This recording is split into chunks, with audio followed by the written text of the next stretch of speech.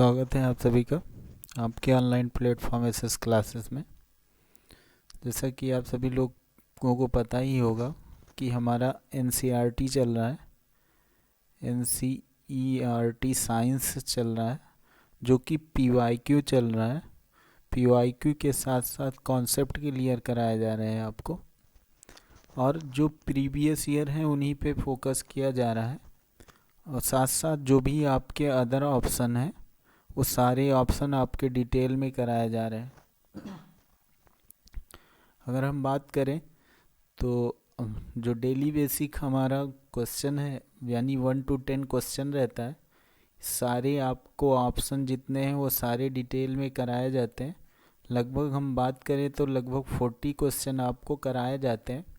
40 question कराए जाते हैं। इन 40 क्वेश्चनों में आप लोग कितना सही कर पा रहे हैं, कितनी चीज़ों को ऑब्जर्व कर रहे हैं वो आप लोग कमेंट में ज़रूर बताया करें कि कितना आप लोग कवर कर रहे हैं और कितने का आंसर आप लोगों को पता रहता है।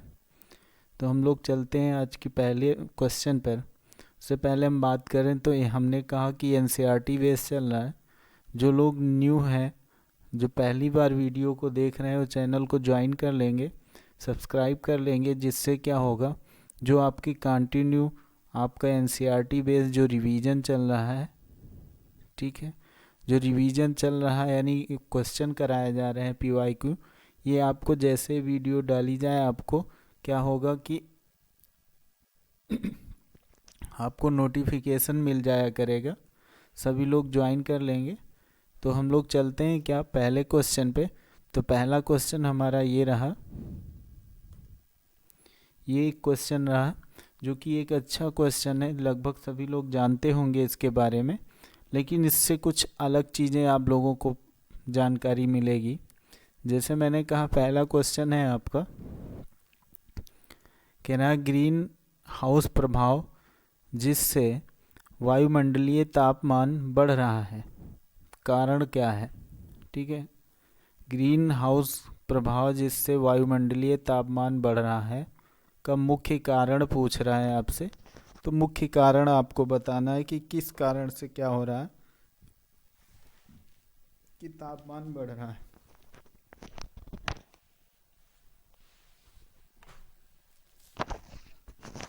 आपको बताना है क्या कि ग्रीन हाउस प्रभाव जिससे वायुमंडलीय तापमान बढ़ रहा है का मुख्य कारण क्या है।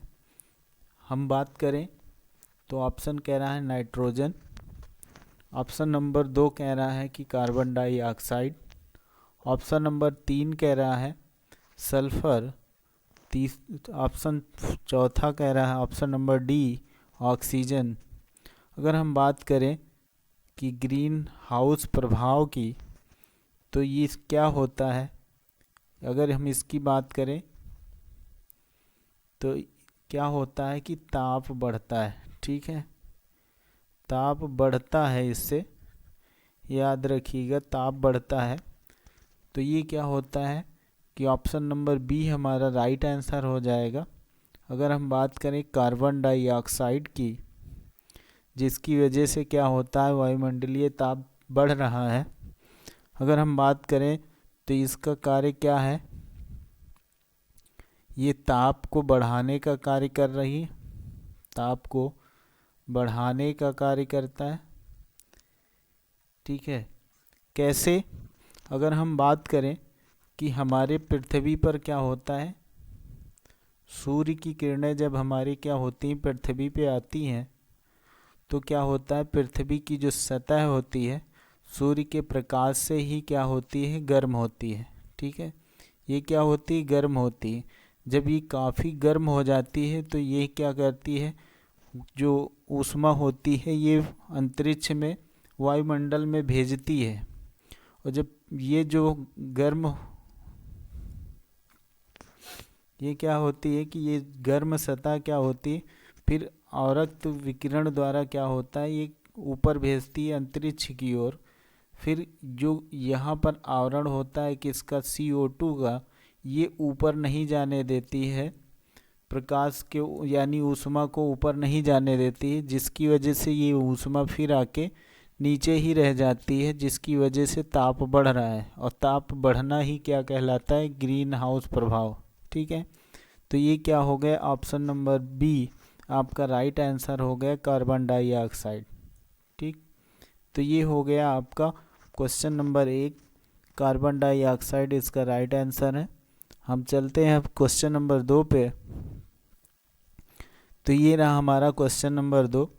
ये कह रहा है मनुष्य का अंगूठा बाकी उंगलियों की अपेक्षा अधिक स्वतंत्रता से गति करता है, क्योंकि इसमें उपस्थित होती हैं क्या, क्योंकि इसमें उपस्थित होती हैं क्या, पूछ रहा है। ऑप्शन नंबर 1 ग्लाइडिंग संधि, ऑप्शन नंबर 2 हिंज संधि, ऑप्शन नंबर 3 सैडल संधि, ऑप्शन नंबर डी दुराग्र संधि। इनमें से कौन सा आपका ऑप्शन है, आप लोग क्लियर करिएगा कि कौन सा इसमें ऑप्शन है। अगर हम बात करें मनुष्य के अंगूठे की, तो अंगूठा देखा होगा आप लोगों ने कि सबसे ज़्यादा क्या होता है, फ्री होता है, सबसे ज़्यादा फ्री होता है, जैसे चाहे वैसे इसको चलाते रहते हैं आप लोग।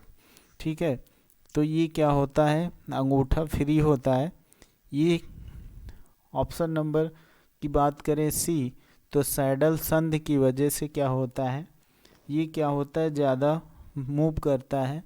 अगर हम सैडल संधि की बात करें तो ये कार्पल और मेटाकार्पल, कार्पल और मेटाकार्पल हड्डियों के बीच में पाया जाता है। ठीक है, कार्पल और मेटाकार्पल के बीच में पाया जाता है। ये जोड़ जो है, ये संधि जो है, ये कार्पल और मेटाकार्पल के बीच में पाया जाता है। ठीक है, अब हम अगर बात करें किसकी, हिंज संधि की बात कर लें, तो हिंज संधि क्या करती है, एक हम कह सकते हैं कि दरवाजे के कब्जे की भांति ये कार्य करती है। ठीक है, कैसे, जैसे आपने देखा होगा, क्या कोहनी देखा होगा आपने, आप अपनी कोहनी को देखिएगा, वो केवल ऊपर नीचे ही मूव होती है, जैसे दरवाजे का कब्जा यानी दो ही दिशाओं में मूव करता है। ठीक है, तो कोहनी हो गया। और हम बात करें तो घुटने जैसे आप लोग मोड़ते हैं तो देखा होगा, तो ये क्या है कि हमारी हिंज संधि यहाँ पर काम करती है कोहनी और घुटने में। तो सैडल संधि कहाँ, कार्पल और मेटाकार्पल के बीच में होती है, जिसमें क्या होता है कि अंगूठा इसी की वजह से क्या होता है, ज़्यादा मूव करता है। तो ये रहा आपका क्वेश्चन नंबर 2। आंसर इसका क्या है, ऑप्शन सी इसका राइट आंसर हो जाएगा। अब हम चलते हैं किसकी ओर, क्वेश्चन नंबर 3 की। तो ये रहा हमारा क्वेश्चन नंबर 3। क्वेश्चन नंबर 3 कह रहा है कि एक डॉक्टर अति अम्लता का उपचार करने हेतु एक दवाई देता है। इस दवाई में मुख्य घटक या मुख्य संगठक होगा। अति अम्लता का मतलब क्या होता है, जो आप लोग नॉर्मली कहते हैं कि गैस बन गई। ठीक है, जो गैस बनती है, ठीक है, जिसे एसिडिटी कहते हैं आप लोग। ठीक, ये अति अम्लता कहलाता है। अगर हम इसकी बात करें अति अम्लता क्या होता है, ठीक है, तो इसका जो उपचार कह रहा है, उपचार क्या होता है, एंटासिड का प्रयोग किया जाता है। ठीक है, इसके उपचार में एंटासिड का प्रयोग किया जाता है। एंटासिड में कई सारे आते हैं, जैसे हम अगर बात कर लें मिल्क ऑफ मैग्नीशिया। ठीक है, मिल्क ऑफ मैग्नीशिया, जिसे हम कहते हैं MgOH का होल ट्वाइस। ठीक है, इसे हम क्या कहते हैं, milk of magnesia, milk of magnesia, इसे हम क्या कहते हैं, मिल्क ऑफ मैग्नीशिया कहते हैं। ठीक है, दूसरा अगर एंटासिड की हम बात कर लें किसकी, तो सोडियम बाइकार्बोनेट होता है NaHCO3, ठीक है। सोडियम बाइकार्बोनेट, सोडियम बाइकार्बोनेट होता है।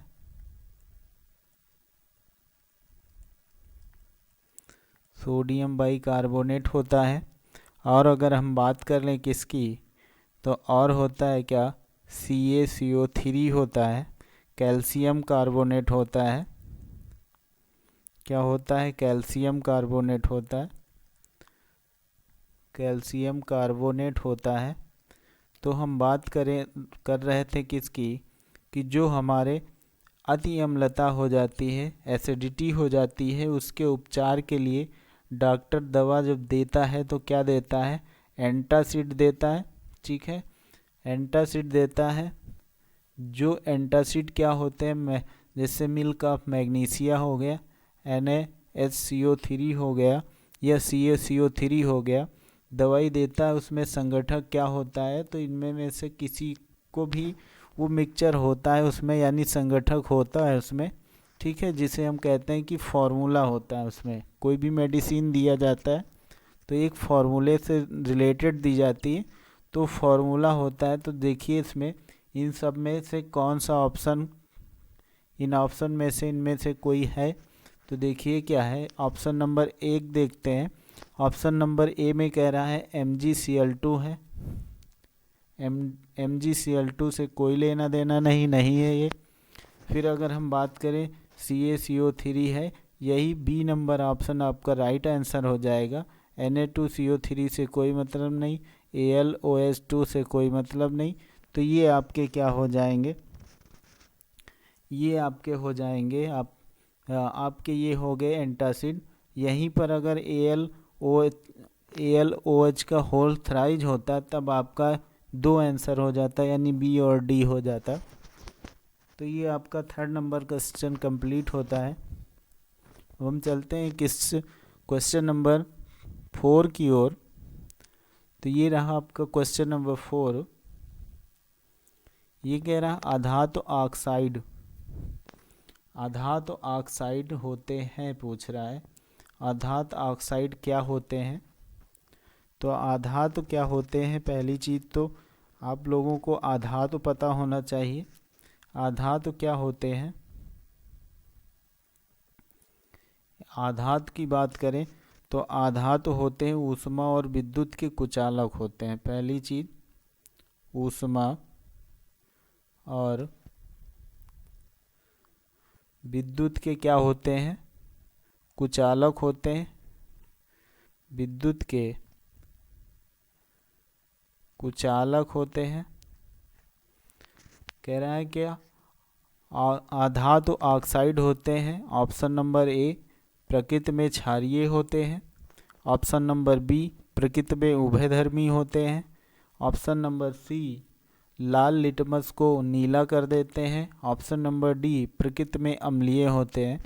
अगर लाल लिटमस को नीला की बात करें तो ये क्षार का कार्य होता है, ये क्षार का कार्य होता है, ठीक है। वहीं अगर नीले को बात करें, वहीं अगर नीले को बात करें, ठीक है, तो नीला क्या होता है, नीले को लाल करता है क्या, नीले लिटमस को लाल करता है अम्ल, ठीक है। नीले लिटमस को अम्ल लाल करता है और क्षार क्या करता है, नीला कर देता है, ठीक है। तो ये क्लियर हो गया। अब हम अगर बात करें क्या, तो ये प्रकृति में क्षारीय होते हैं, बिल्कुल नहीं होते हैं। उभयधर्मी भी नहीं होते हैं। मैंने बताया लाल लिटमस पेपर को नीला कौन करता है, क्षार करता है, ठीक है। तो अगर क्षारीय होते होते तो पहला ही ऑप्शन सही हो जाता, तो ये भी आपका गलत होगा। क्वेश्चन नंबर 4 का ऑप्शन नंबर डी आपका राइट आंसर हो जाएगा। ऑप्शन नंबर डी आपका राइट आंसर हो जाएगा। प्रकृति में क्या होते हैं, आधातु अम्लीय होते हैं, ठीक। आधातु क्या होते हैं, अम्लीय होते हैं, अम्लीय ऑक्साइड बनाते हैं ये, ठीक है। ये क्या करते हैं, अम्लीय ऑक्साइड बनाते हैं। तो ये याद रखिएगा कुछ चीज़ें, ये अम्लीय ऑक्साइड बनाते हैं।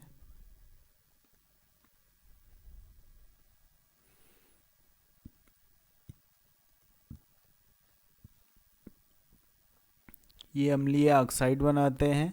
अधातुएं क्या होती हैं? ऊष्मा और विद्युत के कुचालक होती हैं। लाल लिटमस को नीला क्या करता है? क्षार करता है। और नीले लिटमस को लाल कौन करता है? अम्ल करता है। ठीक है। अधातुएं प्रकृति में क्या होती हैं? अम्लीय होती हैं। राइट आंसर आपका डी ऑप्शन हो जाएगा। तो क्वेश्चन नंबर 5 की ओर हम लोग चलते हैं। क्वेश्चन नंबर 5 आपका कह रहा है कि पानी के अंदर, क्वेश्चन नंबर 5, पानी के अंदर वायु का बुलबुला क्या होता है? यानी कि वायु का बुलबुला किस तरह से कार्य करता है, ये हमें देखना है। ऑप्शन कह रहा है कि उत्तल लेंस की तरह, ऑप्शन नंबर बी समतल उत्तल लेंस, ऑप्शन नंबर सी अवतल दर्पण, ऑप्शन नंबर डी अवतल लेंस की भांति कार्य करता है। तो अगर हम बात करें उत्तल लेंस की, अगर हम बात करें किसकी? उत्तल लेंस की, तो उत्तल लेंस की भांति पानी के ऊपर अगर बात करें,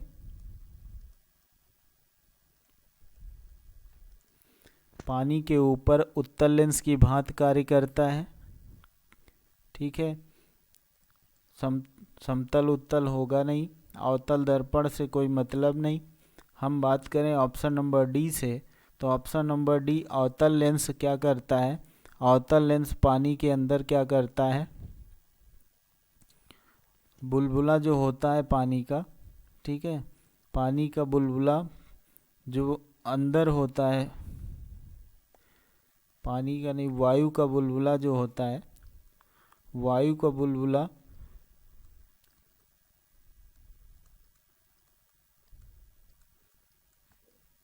पानी के भीतर क्या करता है? अवतल लेंस की भांति कार्य करता है। ठीक है। तो अवतल लेंस की भांति काम करता है और पानी के ऊपर क्या करता है? उत्तल लेंस की भांति कार्य करता है। तो ये आपका आंसर नंबर डी ऑप्शन हो जाएगा आपका क्वेश्चन नंबर 5 का। तो ये 5 क्वेश्चन आपके कंप्लीट होते हैं। अब नेक्स्ट क्वेश्चन, हम छठे क्वेश्चन की ओर चलते हैं। तो ये रहा आपका छठा क्वेश्चन। ये आपके एलपीजी से और सीएनजी से दिया गया है। एलपीजी और सीएनजी क्या होता है? तो आप लोगों को पता होगा कि एलपीजी क्या होता है। लिक्विड पेट्रोलियम गैस होता है। ठीक है। और सीएनजी जो होता है कंप्रेस्ड नेचुरल गैस होता है। तो इसमें हम अगर बात करें एलपीजी की, तो एलपीजी क्या होता है? एलपीजी होता है क्या? एक गंधहीन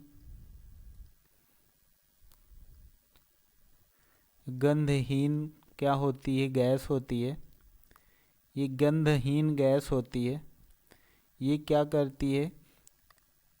रिसाव का पता लगाने के लिए हम लोग क्या करते हैं?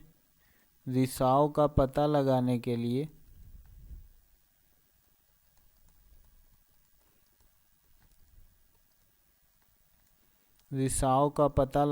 लिए हम इसमें क्या मिलाते हैं? मरकैप्टन मिलाते हैं। ठीक है। मरकैप्टन मिलाते हैं, जिससे क्या होता है? हमें रिसाव का पता चलता है। ठीक। और अगर हम बात करें इनका मिक्सचर क्या होता है? प्रोपेन और ब्यूटेन होता है। प्रोपेन और ब्यूटेन होता है। प्रोपेन और ब्यूटेन होता है। तो ये हमारे एलपीजी से रिलेटेड क्वेश्चन थे। ठीक है। तो ये हमारे क्या थे? एलपीजी से रिलेटेड क्वेश्चन थे।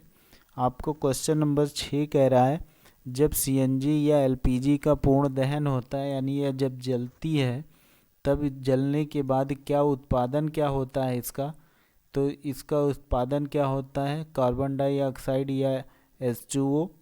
फिर ऑप्शन नंबर बी कह रहा है carbon dioxide, option number C कह रहा है carbon dioxide, option number D कह रहा है कार्बन डाइऑक्साइड। इससे आपको ये कंफर्म हो रहा होगा कि कार्बन डाइऑक्साइड तो मिलती ही मिलती है। ठीक है। फिर आप अगर दूसरे में बात करें तो क्या है? CO2 के साथ साथ H2O भी है। CO2, SO2 और H2O है। और इसमें केवल CO2 है, फिर क्या है CO2 CO और H2O है। तो इनमें से क्या होगा, आपका ऑप्शन नंबर ए होगा। ऑप्शन नंबर ए आपका राइट आंसर हो जाएगा। जब CNG या LPG का पूर्ण दहन होता है तो कार्बन डाइऑक्साइड और साथ साथ क्या H2O यानी जल का उत्पादन होता है। तो ऑप्शन नंबर ए आपका राइट आंसर हो जाता है। ठीक, राइट आंसर आपका होता है क्या, ऑप्शन नंबर ए। फिर हम बात करते हैं किसकी, क्वेश्चन नंबर 7 की। तो क्वेश्चन नंबर 7 जो है हमारा, ये क्वेश्चन नंबर 7 हमारा कोशिका भित्त पूछ रहा है। कह रहा है कोशिका भित्त वाला सबसे छोटा सजीव पूछ रहा है। कोशिका भित्त वाला सबसे छोटा सजीव। तो कोशिका भित्त के बारे में अगर बात करें तो कह रहा है option number A yeast, option number B शैवाल, option number C cyanobacteria, option number D कह रहा है जीवाणु। निम्नलिखित में से आपको बताना है कि कोशिका भित्त जिसमें पाई जाती है और वो सबसे छोटा सजीव है। तो कोशिका भित्त की अगर हम बात करें तो कोशिका भित्त के बारे में अगर बात करें तो कोशिका भित्त क्या होती है। कोशिका भित्त तो पहली चीज तो ये सेलुलोज की बनी होती है, ये याद रखिएगा। पूछा जाने वाला क्वेश्चन है, सेलुलोज की बनी होती है। फिर हम बात करें कोशिका भित्त किस में पाई जाती है, तो ये पादप कोशिका में पाई जाती है। ठीक है, पादप कोशिका में पाई जाती है। और अगर बात करें तो ये जीवाणुओं में भी पाई जाती है। ठीक है, और अगर बात करें तो एक कवक में पाई जाती है। ठीक है, और अगर बात करें तो शैवाल में पाई जाती है।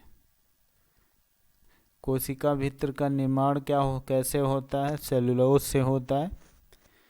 कोशिका भित्त और क्या है, ये जंतुओं में नहीं पाई जाती है, ये भी याद रखिएगा। जंतुओं में नहीं पाई जाती है। ठीक है, जंतुओं में नहीं होती है ये। तो ये ऑप्शन नंबर कह रहा है आपका ए ईस्ट में, या फिर शैवाल में, या फिर साइनोबैक्टीरिया में, या फिर जीवाणु में। ठीक है, तो हम अगर बात करें तो क्वेश्चन नंबर 7 का आंसर आपका होगा ऑप्शन नंबर डी। जीवाणु क्या होता है, जीवाणु एक सजीव होता है।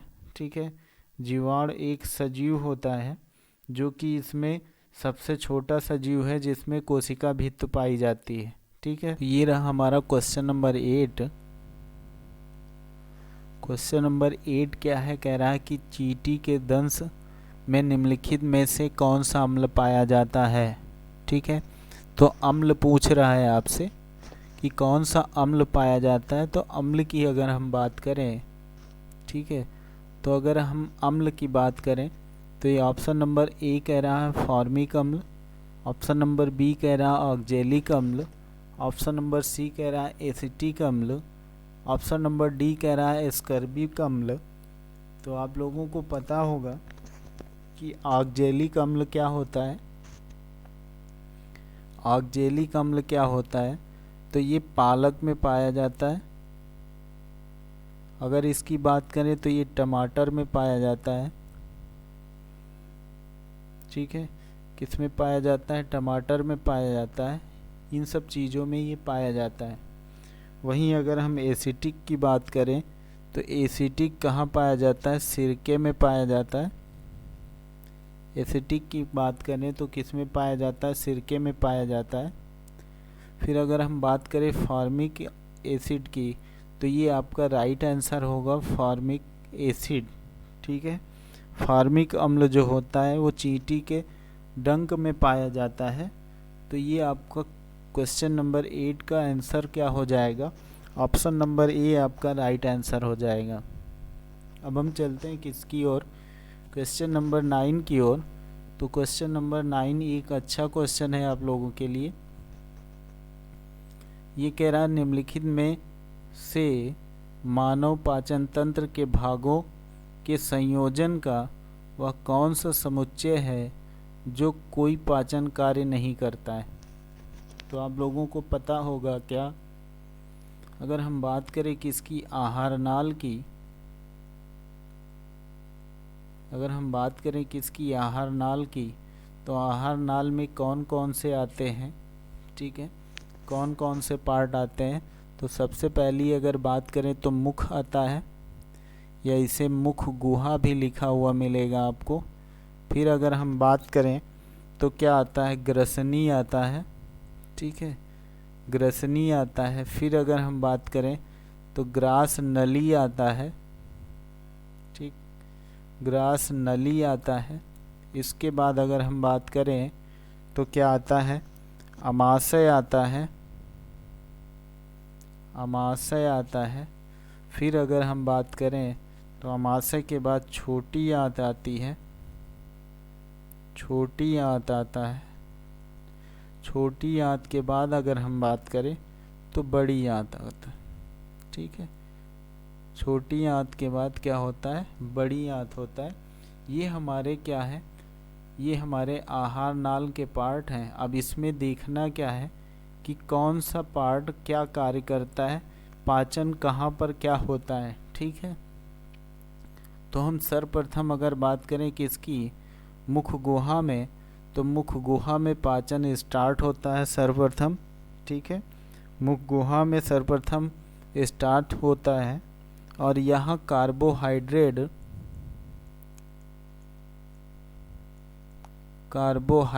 का पाचन शुरू होता है।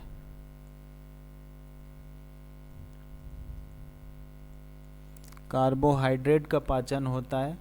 एक चीज़ और याद रखिएगा, अगर कहीं पर एंजाइम होगा तभी पाचन होगा, एंजाइम होगा तभी पाचन होगा। अगर एंजाइम नहीं है तो पाचन नहीं होगा। ठीक है, तो कह सकते हैं कि नो एंजाइम नो पाचन। ठीक है, तो एंजाइम होगा तभी पाचन क्रिया होगी। अब दूसरे नंबर पे हम बात करें, कह रहा है क्या, ग्रसनी, तो ग्रसनी में कोई पाचन नहीं होता है, याद रखिएगा। उसके बाद ग्रास नली में भी कोई पाचन नहीं होता है, ये भी याद रखिएगा। ग्रसनी और ग्रास नली में कोई पाचन नहीं होता है। ये क्या करता है, ये भोजन सीधे क्या करता है, अमाशय में ले आता है। ठीक है, ये भोजन कहाँ ले आता है, अमाशय में ले आता है। और जब भोजन अमाशय में आता है, ठीक है, तो यहाँ पर क्या होता है, यहाँ पर प्रोटीन का पाचन होता है। अमाशय में क्या होता है, प्रोटीन का पाचन होता है। और साथ ही साथ क्या होता है, यहाँ पर साथ ही साथ क्या होता है, वसा का पाचन होता है। ठीक, प्रोटीन और वसा का पाचन अगर पूछा जाए कहाँ होता है, तो अमाशय में होता है। ठीक, तो ये दोनों चीज़ों का क्या होता है, पाचन यहाँ होता है। यहाँ अमाशय में कार्बोहाइड्रेट्स का पाचन नहीं होता है, ये याद रखिएगा। फिर इसके बाद यहाँ से भोजन जब यहाँ जाता है छोटी आंत में, तो कहते हैं छोटी आंत में पूर्ण पाचन होता है। पूर्ण पाचन होता है छोटी आंत में, यानी वो चाहे कार्बोहाइड्रेट हो, प्रोटीन हो, वसा हो, सभी का पाचन कहाँ होता है, छोटी आंत में होता है। ठीक है, फिर हम अगर बात करें बड़ी आंत में, तो यहाँ पर भी कोई पाचन नहीं होता है। ठीक है, पाचन क्या होता है, नहीं होता है। तो इन जगहों पर पाचन होता है, कहाँ पर क्या पाचन होता है ये भी मैंने बताया। अगर हम छोटी आंत की बात करें तो लगभग 22 दशमलव कुछ समथिंग 5 या 6 फीट की होती है। ठीक है, 22.6 फीट की लंबी ये आंत होती है। ठीक है, छोटी आंत।